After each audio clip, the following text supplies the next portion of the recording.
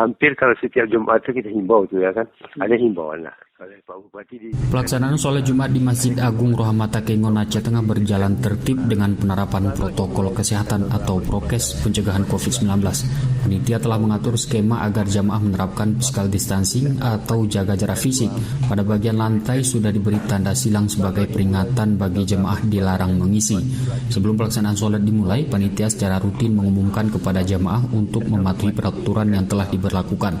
Informasi ini disampaikan Ketua Panitia Masjid Agung Rohama Takengon Haji Abdul Muttalib Ibrahim kepada RRI usai pelaksanaan Jumat. Selain jaga jarak, katanya panitia juga turut mengingatkan agar jamaah tetap menggunakan masker. Tak luput pada bagian pintu masuk pekarangan masjid, panitia turut menyediakan wastafel dilengkapi sabun cuci tangan. Panitia, kata Abdul Muttalib, sejauh ini masih tidak menyediakan ambal. Jamaah diminta untuk membawa sajadah masing-masing dari rumah. Panitia katanya juga membatasi waktu khatib maksimal 20 menit. Usai pelaksanaan sholat, jamaah juga dihimbau tidak berkumpul.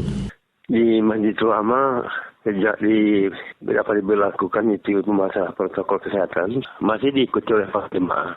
Tapi kita menjaga itu ya. Kita bikin tanda jarak, kita siapkan ini masalah jaga jarak, cuci tangan dan pakai masker. Itu yang diutamakan di masjid. Tapi insya Allah menurut keadaan beberapa hari ke belakang inilah, sejak di bulan 2 dia kan, nampaknya dia berjalan dengan baik. Jemaah yang hadir walaupun dari luar daerah, saya lihat diikutinya lah itu. Selain menerapkan protokol kesehatan pencegahan COVID inti, lanjut Abdul Muttalib, panitia juga mengimbau agar jemaah tidak bersalaman usai pelaksanaan sholat demi mencegah terjadinya kontak erat. Amatan RRI di lokasi, jarak antar jemaah yang ditetapkan panitia sekitar 1 hasta atau 1/4 debah. Muhammad Sanusi, RRI Takengon, melaporkan.